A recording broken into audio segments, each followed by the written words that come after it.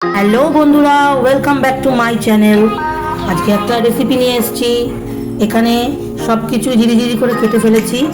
যেমন ধরো বাঁধাকপি কুচি, টমেটো কুচি, ধনেপাতা কুচি, পুদিনা পাতা কুচি, পেঁয়াজ কুচি, কাঁচা লঙ্কা কুচি, রসুন পাতা কুচি, সব রকম গাজর কুচি, সব রকম কুচনো আছে এর মধ্যে। আর এখানে হচ্ছে আলু সেদ্ধ করে নেওয়া হয়েছে, সেটা ছাড়ানো হবে। এরপরে চলো দেখাচ্ছি কী করি। এখানে 5টা আলু সেদ্ধ করে নেওয়া হয়েছে, খোসা ছাড়িয়ে ফেলেছি।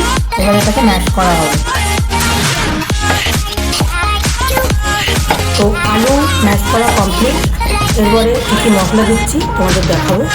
তো এর মধ্যে সব মশলাগুলো দেবো ভেজিটেবলসগুলোর মধ্যে। প্রথমে আলুটা ঢেলে নেবো। তো 1 টুকরো কাগজি লেবু রসটা দিয়ে দিচ্ছি। গ্রেট করা রসুন 6 থেকে 7 কোয়া ওটাও দিয়ে দিলাম। 1/2 চামচ গোলমরিচের গুঁড়ো দিয়ে দিলাম। 1/2 চামচ কাশ্মীরি লঙ্কার গুঁড়ো দিয়ে দিলাম। 1/2 চামচ চিলি ফ্লেক্স দিয়ে দিলাম। 1/2 চামচ অরিগ্যানো দিয়ে দিলাম। স্বাদ অনুসারে চিনিও দিয়ে দিলাম। 1 চামচ বিট নুন দিয়ে দিলাম। তোমরা যে যা নিজের স্বাদ অনুসারে দিয়ে দেবে। 1 চামচ সাদা তেল দিয়ে দিলাম। 1 চামচ সেজওয়ান চাটনি দিয়ে দিলাম চিংসের। এই সবটাকে এবার ভালো করে মাখা হবে।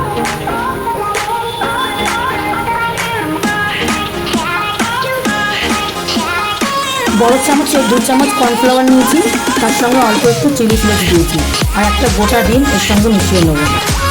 একটা ডিম মিশিয়ে দিলাম, আর এটাকে ভালো করে গুলে নিতে হবে। তো এটা মাখাটা কমপ্লিট হয়ে গেছে। তো এখন একটু বাটার দিয়ে দেবো।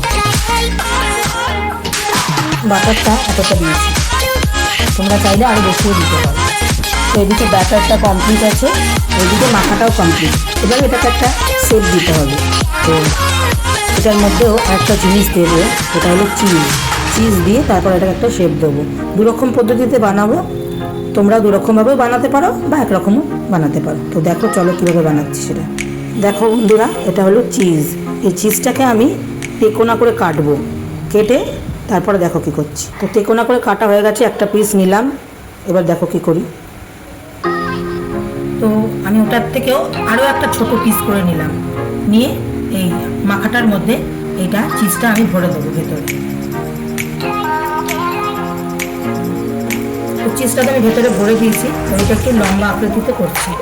তারপরে আমি এটাকে এই আইসক্রিমের কাঠিটাকে এর মধ্যে ইন করে দেবো। এইরকম হবে। এবার এটাকে আমি ব্যাটারে চড়বো। এটা আমি ব্যাটারের মধ্যে দিয়ে দিলাম। দিয়ে একটু করে নিলাম। এবার নাস্তা করে তুলে নেবো। তো এখানে আমার রাখা আছে বেসটা, মানে পাউরুটির গুঁড়ো। আমি এটার মধ্যে একবার গুলিয়ে নেবো মানে মাখিয়ে নেবো। তো তোমাদের বুঝতে সুবিধার জন্য আমি আরেকটাও বানিয়ে দেখতে দিচ্ছি, ভালো করে দেখে নিই। প্রথমে এটাকে আলু মাখাটাকে নিয়ে গোল করে একটু এরকম চেপটে দেবে। তারপরে এই চিজটাকে ওর মধ্যে ইন করে দেবে। দিয়ে ভালো করে চিজটাকে ভেতরে পুট করে দেবে। দিয়ে এটা ভালো করে গোল পাকিয়ে নেবে। Same process. এটা একটু লম্বা লম্বা করে নেবে। একটু হালকা লম্বা করে নিয়ে এই কাঠিটা ওর মধ্যে ইন করে দেবে। ভালো করে ইন করবে যাতে বেরিয়ে না যায়। তারপরে সেম প্রসেস একটু ভালো করে করে নিয়ে ওটাকে ব্যাটারে চুবিয়ে দিলে, ব্যাটার থেকে তুলে ব্রেড ক্রাম্পে দিয়ে দিলে পাউরুটিগুলো মাখিয়ে ভালো করে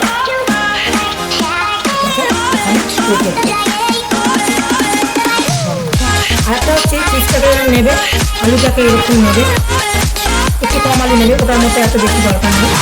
আর আলুটার মধ্যে আবারও ওরকম সেমভাবে চিজটা ভেতরে দিয়ে দেবে। দিয়ে এটা ভালো করে একদম নাড়ু যেরকম পাকাই আমরা ওরকম গোল করে নেব। নিয়ে 2 হাতের সাহায্যে একটু হালকা চেপে দেবে। দেখুন টিকিয়া হয়, এরকম চেপে দেবে। দিয়ে আবার এটার মধ্যে ব্যাটারটার মধ্যে ব্যাটারে চুবিয়ে এটার মধ্যে দিয়ে তুলে সাইডে রেখে দেবে।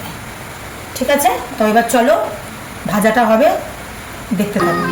তো বন্ধুরা, বাইরে বৃষ্টি হচ্ছে, তো ওয়েদারটা একদম চেঞ্জ হয়ে গেল। তো এখন বাটার চিজ পকোড়ার সাথে গরম গরম কফি পুরো জমে যাবে। তো বন্ধুরা, আমার তেল গরম হয়ে গেছে, তো আমি এবার ফ্রাই করতে দিয়ে দিচ্ছি। দেখো, ফ্রাই করতে দিয়ে দিলাম।